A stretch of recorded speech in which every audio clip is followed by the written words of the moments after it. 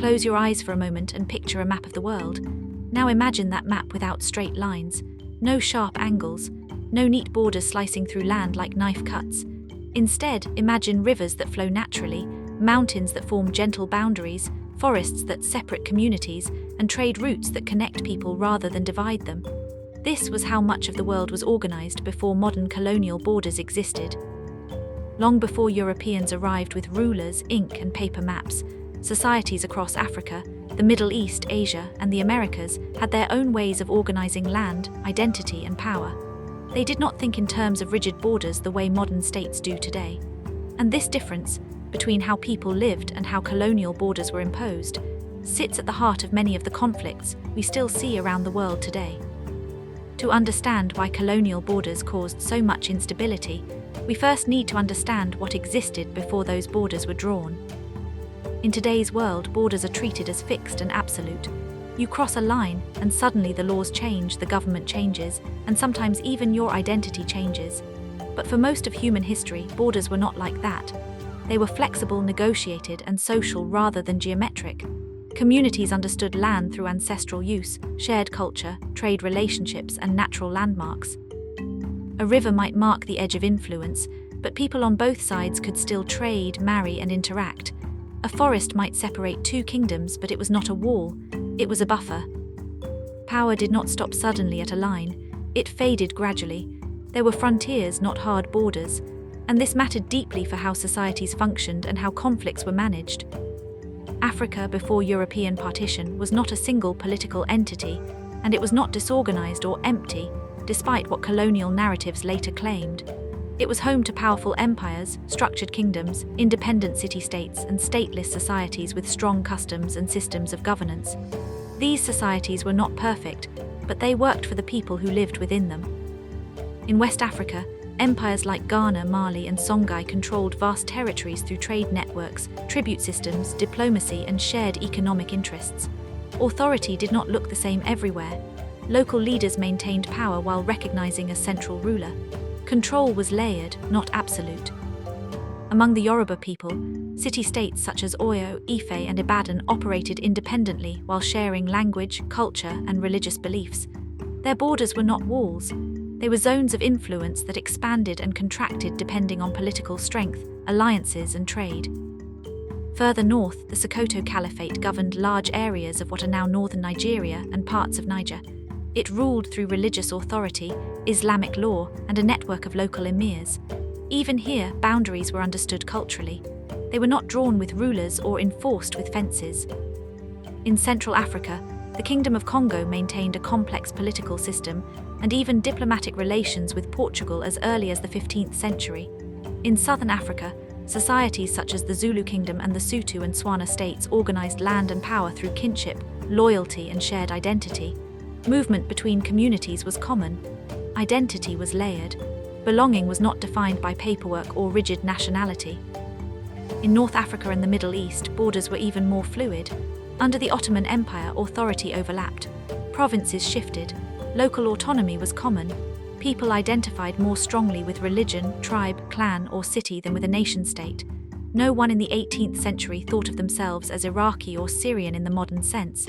Those identities would come later, created and hardened by borders that did not yet exist. This does not mean there was no conflict before colonialism. There were wars, rivalries, and power struggles, but these conflicts were usually local, governed by shared rules and cultural understanding. They rarely aimed to permanently erase identities or force unrelated groups into artificial political unions. Most importantly, they were managed by people who understood the societies involved. That balance would be shattered by colonial rule. When Europeans began expanding beyond their continent, they carried a very different understanding of land and power. In Europe, borders were tied to nation-states. Land was measured, mapped, taxed, and controlled. Authority required clear territorial lines. European governments believed that if something could not be drawn on a map, it could not truly be owned. This belief would shape the fate of millions. Maps to European empires were not neutral tools. They were instruments of power. A map could claim land, justify conquest, and erase existing realities. But these maps often ignored ethnic boundaries, cultural ties, and historical relationships. What mattered was not cohesion or harmony. What mattered was control. When Europeans first arrived in Africa and other regions, they did not ask who lived there or how people governed themselves. They did not ask what boundaries already existed or how communities resolved disputes. Instead, they asked who could be negotiated with or defeated, where the resources were located, and how trade routes could be secured. From the very beginning, misunderstanding shaped the relationship, and very quickly, misunderstanding turned into manipulation. This is not ancient history with no relevance today. These early differences in how land, power, and identity were understood explain why colonial borders caused so much damage. Those borders were not built on local realities. They were imposed from the outside, enforced with violence, and maintained for the benefit of distant powers. And as we move forward, we will see how Europe's internal rivalries, ambitions, and hunger for control turned entire continents into prizes to be divided. We will see how conflict was not just an accident of colonial borders, but in many cases, part of the design itself. Europe's hunger for expansion did not come from curiosity or goodwill, it came from competition. By the late 19th century, European powers were locked in intense rivalry with one another. Industrialization had transformed their economies, but it had also created new problems. Factories needed raw materials, populations were growing, national pride was tied to military strength and global influence. Empires were no longer optional, they were seen as proof of greatness. Africa, Asia, and parts of the Middle East became the focus of this competition, not because Europeans suddenly discovered these places, but because technology now made conquest easier. Steamships allowed faster travel. Machine guns gave small European forces overwhelming military advantage. Telegraph cables allowed distant colonies to be governed from capitals thousands of miles away. What mattered most in this scramble was not the well-being of local populations, but speed. European powers feared that if they did not claim territory quickly, a rival would. This urgency shaped how borders were drawn, decisions were rushed, knowledge was shallow, and consequences were ignored. In many cases, European officials had never visited the lands they were dividing. They relied on incomplete maps, second-hand reports, and assumptions shaped by racism and arrogance.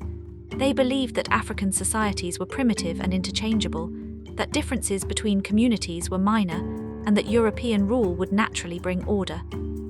This belief was dangerously wrong. As competition intensified, European leaders realized that they needed rules, not to protect colonized people, but to prevent war among themselves. This led to one of the most consequential meetings in modern history, the Berlin Conference. When European powers gathered in Berlin in 1884, the atmosphere was calm, formal, and polite. There were no battles being fought in that room, no screams, no resistance. Yet what happened there would reshape an entire continent and set the stage for generations of conflict. Not a single African representative was present. European diplomats sat around tables, maps spread before them, and negotiated control over lands they had never governed. Rivers became borders because they were easy to identify on maps. Straight lines were drawn because they were simple. Ethnic groups were split apart because no one in the room knew, or cared, that they existed as distinct communities. The guiding principle was efficiency. Whoever could claim effective control over a territory would be recognized as its ruler. But effective control did not mean legitimacy. It meant military presence, treaties signed under pressure, and flags planted in the ground. These borders were not drawn to create stable societies. They were drawn to avoid conflict between European powers. Any conflict that occurred among Africans was seen as irrelevant or even useful. Colonial administrators quickly learned that governing divided societies was easier than governing united ones. When people were split along ethnic, religious, or regional lines, they were less likely to organize against colonial rule. Tensions could be exploited, favors could be given selectively, punishments could be targeted. This strategy became known as divide and rule. In many colonies, European powers elevated certain groups over others. They provided education, administrative roles, or military support to one community while marginalizing another. Over time, these artificial hierarchies hardened into resentment and fear. In Rwanda, Belgian colonial authorities classified people as either Hutu or Tutsi, based largely on physical features and economic status. These identities had existed before, but they were fluid and overlapping. Colonial rule froze them into rigid categories. Identity cards were issued. Privilege was distributed unevenly. Suspicion was institutionalized. Decades later, after independence, those divisions exploded into genocide. In Nigeria, British colonial administrators merged vast and diverse regions into a single colony for administrative convenience. The North and South had different religions, political systems, and histories. Instead of addressing these differences, colonial rule reinforced them, governing each region differently while forcing them into one political structure. At independence, Nigeria inherited a country that had never been designed to function as a unified whole. The result was political instability, military coups, and a brutal civil war. These were not inevitable outcomes of African diversity. They were the consequences of colonial design. In the Middle East, similar patterns emerged. After the collapse of the Ottoman Empire, European powers divided the region according to their strategic interests. Borders were drawn that ignored tribal lands, religious communities, and historical ties. Groups that had little history of shared governance were forced into single states. Others were split across multiple countries. Iraq was formed by combining three very different regions, each with its own identity and power structures. Syria was carved out to serve French interests. Jordan was created as a buffer state. These were not organic nations, they were political inventions. Colonial officials often assumed that strong centralized authority would hold these artificial states together. But once colonial power was removed, that authority collapsed. What remained were societies struggling to coexist within borders that made cooperation difficult and conflict likely. When independence movements gained strength in the mid-20th century, colonial powers faced a dilemma. They could attempt to redraw borders to reflect social realities, or they could leave existing borders in place. Redrawing borders would have required admitting mistakes, negotiating complex local claims, and risking short-term instability. Leaving borders untouched was easier. So they left. Newly independent states inherited borders they had not chosen and institutions designed for control, not inclusion. Leaders were told that changing borders would lead to chaos. Ironically, keeping them often did the same. Many post-colonial governments struggled to build national identity in societies where loyalty had long been local, ethnic, or religious. When political competition arose, it often followed these lines. Elections became censuses of identity. Power became a zero-sum game. In such environments, conflict was not just possible, it was predictable. This does not mean that colonial borders alone caused every conflict. Corruption, Cold War politics, authoritarian leadership, and global inequality all played roles. But colonial borders created the framework within which these problems unfolded. They shaped incentives, fears, and power dynamics. Understanding this history is not about assigning endless blame. It is about recognizing cause and effect. It is about seeing that many of today's conflicts are not ancient or irrational. They are the result of specific decisions made in specific contexts, often far from the people most affected by them. As we continue, we will look more closely at how these borders were enforced, how resistance was suppressed, and how the logic of control shaped colonial governance itself. We will see how the legacy of these choices continues to influence politics, identity, and conflict in the modern world. And we will begin to ask a deeper question. If borders were designed for domination rather than harmony, what does true stability require now? Colonial borders were not just lines on a map. They were enforced realities backed by violence, law, and military power. Once drawn, these borders had to be made real on the ground, and that process was often brutal. Communities that had moved freely for generations suddenly found themselves restricted. Trade routes were interrupted. Seasonal migration became illegal. People who shared language, culture, and family ties were told they now belonged to different political entities. To enforce these new borders, colonial powers relied heavily on coercion. Military patrols were sent into regions that had never experienced centralized authority before. Taxes were imposed on people who had never paid them. Forced labor was introduced to build roads, railways, and administrative centers designed to extract resources rather than serve local needs. Resistance was common, it was also crushed relentlessly. Across Africa, Asia, and the Middle East, communities pushed back against colonial rule. Some resisted through armed struggle. Others resisted through refusal to cooperate, cultural preservation, or quiet defiance. Colonial authorities interpreted all resistance as disorder, and disorder, in their view, justified harsher control. Borders played a central role in this repression. They allowed colonial governments to classify people, track movement, and punish dissent. Once identities were fixed to territories, entire groups could be targeted. Collective punishment became easier. Surveillance became systematic. In many cases, colonial administrations ruled indirectly, using local leaders as intermediaries. But these leaders were often selected not because they were legitimate or respected, but because they were cooperative. This distorted traditional authority structures. Chiefs became tax collectors. Kings became agents of empire. Loyalty shifted away from communities and toward colonial power. This shift had long-term consequences. It undermined trust in leadership. It blurred the line between governance and exploitation. And when independence came, many societies were left with institutions that people did not believe in or identify with. Colonial borders also reshaped economies in ways that deepened division. Colonies were designed to export raw materials, not to develop balanced economies. Infrastructure connected mines to ports, plantations to railways, and resources to Europe. It rarely connected communities to each other. As a result, some regions became economically favored while others were neglected. These disparities often followed ethnic or regional lines, reinforcing existing tensions. People began to associate development with exclusion and poverty with marginalization. Over time, these economic patterns became political grievances. Education followed a similar logic. Mission schools and colonial institutions were often concentrated in specific areas. Groups with greater access to education gained administrative positions and political influence. Others were left out. What began as a colonial convenience became a post-colonial imbalance. When independence movements emerged, they did so within this uneven landscape. Leaders had to mobilize populations that had been divided by design. National unity was promoted through flags, anthems, and slogans, but beneath the surface, mistrust remained.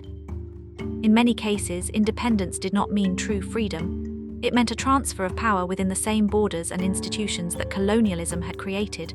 The logic of control remained. The state was still centralized. Authority was still distant. The fear of fragmentation led many new leaders to govern with suspicion and force. Some believed that strong leadership was necessary to hold artificial states together. Others used the threat of division to justify repression. Political opposition was framed as ethnic betrayal. Calls for autonomy were labeled as treason. Borders that had been designed without consent now had to be defended at all costs. International law reinforced this reality. Newly independent states were encouraged to respect colonial borders to avoid endless territorial disputes. The principle of territorial integrity became sacred. Changing borders was seen as dangerous, even if the borders themselves were unjust. This created a painful paradox. Borders that caused instability could not be changed because instability was feared. As decades passed, conflicts erupted along these fault lines. Civil wars, secessionist movements, border disputes, and ethnic violence became recurring features of the post-colonial world. Each conflict had its own causes, but many shared a common origin: borders that did not reflect social realities. In Sudan, a single state encompassed communities with vastly different histories, religions, and political experiences. The result was decades of war and, eventually, separation. In Somalia, colonial borders split ethnic Somalis across multiple countries, fueling irredentist conflicts. In the Democratic Republic of Congo, arbitrary borders enclosed immense diversity without a unifying political framework, contributing to chronic instability.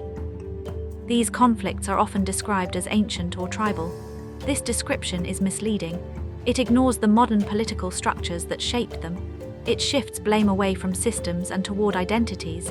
It simplifies history in a way that excuses responsibility. The truth is more uncomfortable. Colonial borders did not simply divide land. They redefined identity. They transformed fluid affiliations into rigid categories. They turned difference into danger. And they left behind states that were expected to function like European nations without the historical processes that made European states possible. Understanding this does not mean rejecting the idea of nations or borders altogether. It means recognizing that stability cannot be built on denial. It requires honesty about how current systems came to be. Around the world today, people are grappling with this legacy. Some seek greater autonomy within existing states. Others call for decentralization, federalism, or power sharing. These are not signs of failure. They are attempts to adapt inherited structures to lived realities. The question is not whether borders should exist.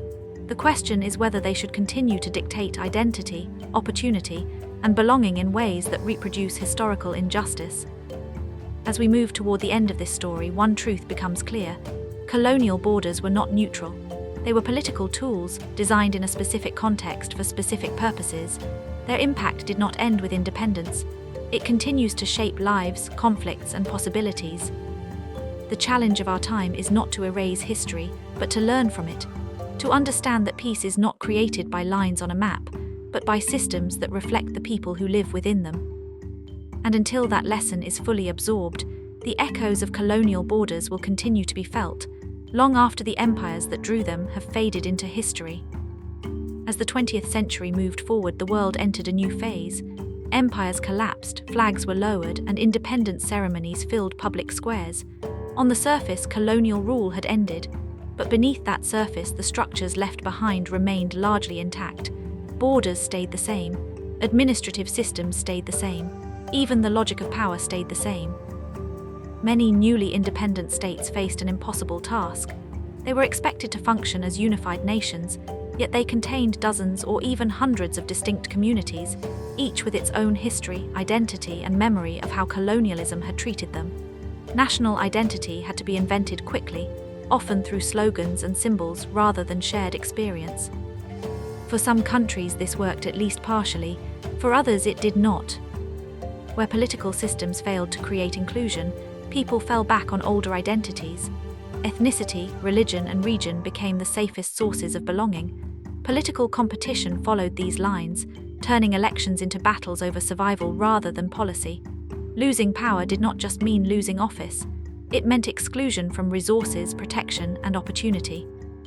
In this environment, fear became a powerful political tool. Leaders learned that by framing rivals as threats to national unity, they could justify centralizing power. Emergency laws became permanent. Military rule was normalized. Borders were defended not just from external enemies, but from internal ones. The irony was striking. Borders that had been imposed to maintain colonial control were now defended in the name of sovereignty and stability. Questioning them was seen as dangerous, even when doing so might have led to more just arrangements. International actors reinforced this pattern. During the Cold War, global powers supported regimes that promised order, regardless of how they governed internally. Artificial states became arenas for proxy conflicts. Weapons flowed in. Institutions weakened further. By the time the Cold War ended, many post-colonial states were deeply fragile. Trust between communities was low. Trust in government was even lower. And the borders that framed these states were treated as untouchable, despite the damage they had caused. Yet history is not static.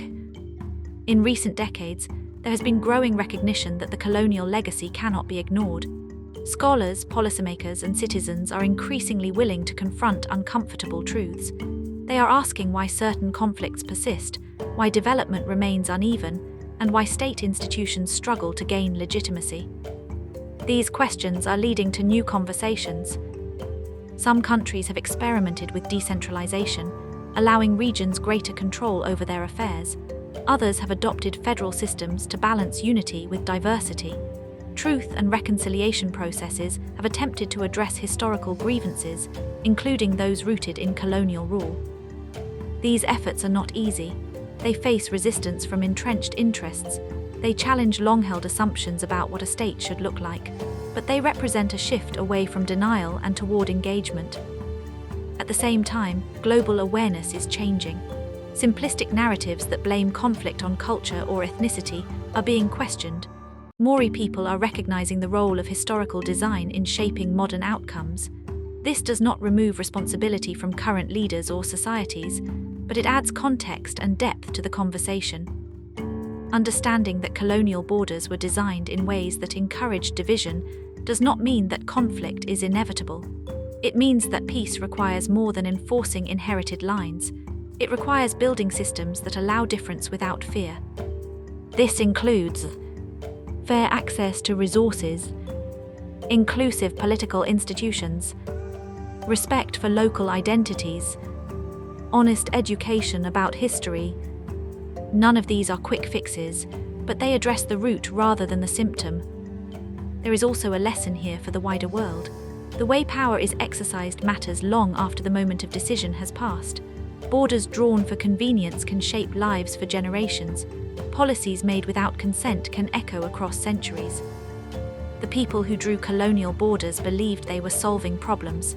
In reality, they were postponing them, shifting the burden onto the future. That future is now.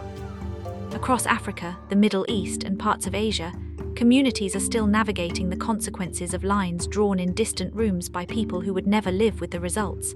The conflicts we see on the news are not sudden eruptions. They are slow burns, fueled by history, structure, and memory. But history also shows that change is possible. Identities can evolve, institutions can be rebuilt, borders can be softened even if they cannot be erased. Cooperation can replace competition when people feel seen, represented, and respected. The most important step is understanding that colonial borders were not neutral.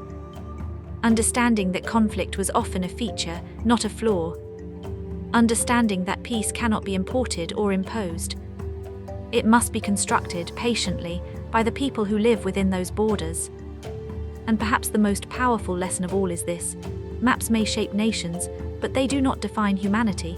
Lines on paper cannot erase shared history, shared suffering, or shared hopes for a better future. The past cannot be undone, but it can be faced. And in facing it honestly, societies gain the chance not just to survive inherited borders, but to transform them into foundations for something more just, more stable, and more human. What this history ultimately shows us is that the world we live in today did not appear by accident. The conflicts that dominate headlines, the fragile states, the recurring cycles of violence and mistrust, all have roots that reach deep into decisions made long before the people now affected by them were born. Colonial borders were not simply mistakes made in ignorance. They were deliberate choices shaped by power, competition, and convenience, and those choices created consequences that are still unfolding. The most important lesson is this: borders are never just lines. They shape how people see themselves and each other. They determine who belongs and who does not. When borders are drawn without regard for human realities, they turn difference into danger. They transform diversity from a strength into a fault line. Over time, these fault lines can harden into fear, resentment, and violence. Another lesson is that conflict is often misdiagnosed. Too often, wars in former colonial regions are explained as the result of ancient hatreds or cultural incompatibility. This explanation is comforting because it removes responsibility from systems and places it on people. But history tells a different story. Many of these conflicts are modern political struggles, intensified by borders that forced incompatible systems together or tore coherent communities apart. Understanding this does not deny human agency, but it does challenge simplistic blame. There is also a lesson about power and accountability. The people who designed colonial borders did not live with their consequences. They returned home, wrote reports, and moved on to other projects. The cost was paid elsewhere, by generations who inherited instability without having a voice in its creation.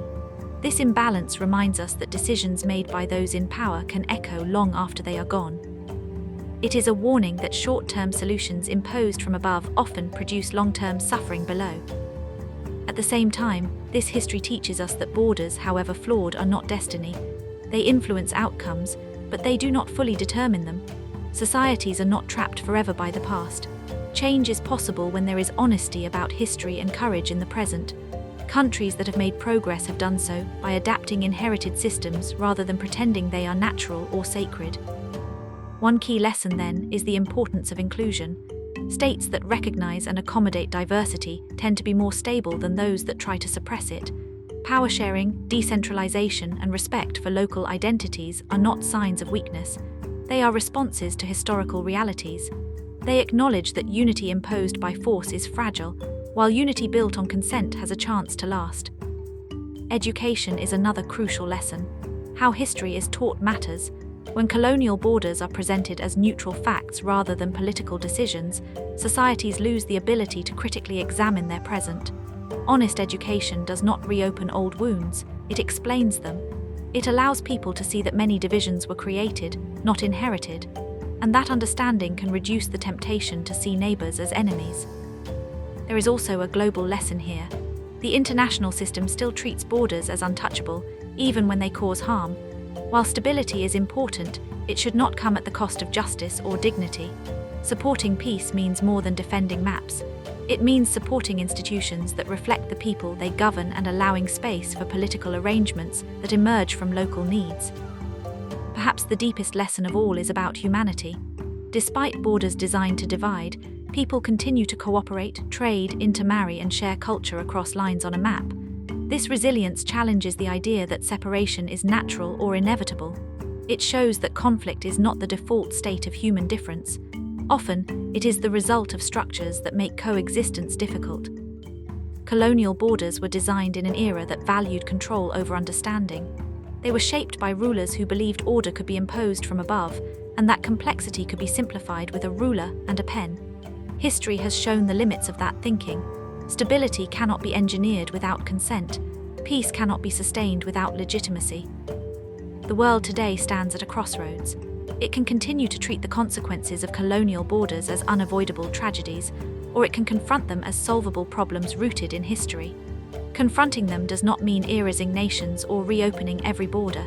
It means listening more closely, governing more fairly, and recognizing that many conflicts are symptoms of deeper structural choices. In the end, the story of colonial borders is not only about division, it is also about responsibility. Responsibility to understand how the past shapes the present, responsibility to question inherited systems rather than worship them, and responsibility to build futures that are not constrained by the mistakes of those who came before. Maps may define states, but they do not define people. Lines may separate territories, but they cannot erase shared humanity. And while colonial borders were designed in ways that made conflict likely, the future does not have to follow the same design. The final lesson is simple but powerful: peace is not drawn, it is built.